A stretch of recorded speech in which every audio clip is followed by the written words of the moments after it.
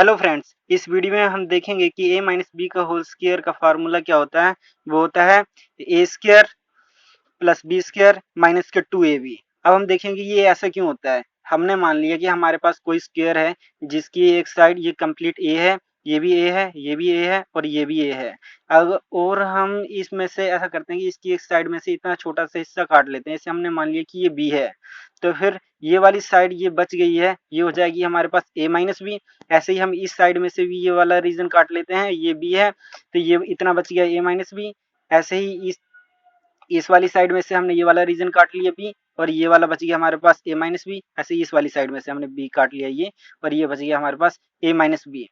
तो अब हम देखते हैं कि जो से ये वाला रीजन बचा है हमारे पास, ये इसका फॉर्मूला, ये एक हमारे पास a माइनस बी इसकी एक साइड होगी और ये हमारे पास स्क्वायर बन रहा है a माइनस बी का होल स्क्वायर।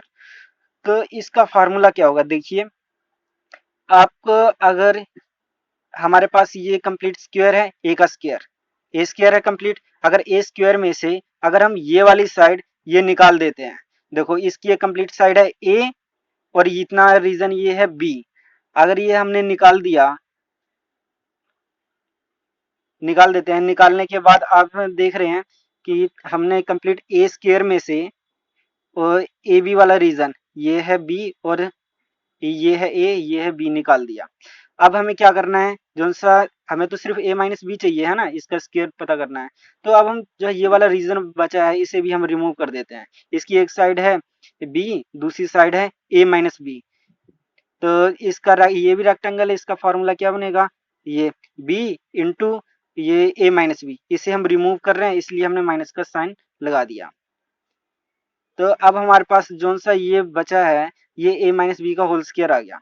हमने क्या किया, सबसे पहले ए स्क्वायर था हमारे पास, उसमें से हमने ये वाली रेक्टेंगल माइनस कर दी जो है a माइनस बी, और बचा हुआ पोर्शन ये हमने रिमूव कर दिया, इसकी साइड है b माइनस ये b into a minus b. फिर हमने जैसे इसे स्क्वायर मल्टीप्लाई कर लिया, b को हम a के साथ मल्टीप्लाई करेंगे तो ये आ जाएगा हमारे पास माइनस के बी ए। ऐसे ही जब माइनस बी को माइनस बी से करेंगे तो ये आ जाएगा बी स्क्वायर। तो जब हम ये ए स्क्वायर ये माइनस बी को माइनस के बी ए इन दोनों में ऐड करेंगे, माइनस के ए बी और माइनस के बी ए, ये हो जाएगा माइनस के 2ab। तो हमारे पास फार्मूला आ गया a माइनस बी का whole square equal to a square minus 2ab plus B square. आप दूसरी तरीके से ऐसे समझ सकते हो कि अगर हमारे पास कोई ये है, ठीक है, ये हमारे पास कोई ए स्क्वायर है कंप्लीट, ठीक है, और हमें a माइनस बी ये वाला रीजन चाहिए। तो ये रीजन चाहिए तो फिर हमें ये दोनों के दोनों रिमूव करने पड़ेंगे।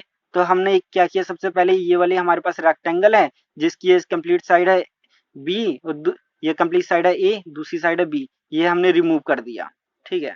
ऐसे ही हम इसे भी पहले जोन से ये कंप्लीट बी, ये ए साइड और ये बी साइड, इसे भी हम एक रेक्टेंगल बना लेते हैं, लेकिन उसके लिए हमें एक स्क्वायर को ऐड करना पड़ेगा। तो हमने ये बी का स्क्वायर इसमें ऐड कर दिया, ठीक है। तो अब ये कंप्लीट एक रेक्टेंगल बन गई है, इसे हम रिमूव कर देते हैं।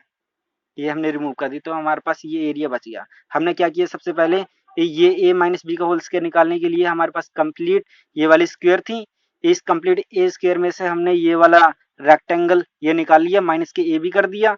फिर ऐसे ही हमने इसे भी कंप्लीट रेक्टेंगल बनाने के लिए यहाँ पे एक बी स्क्वायर को ऐड कर दिया, ठीक है। बी स्क्वायर को ऐड करने के बाद हमने ये कंप्लीट रेक्टेंगल वो निकाल ली, ये हमने माइनस के ए बी निकाल ली।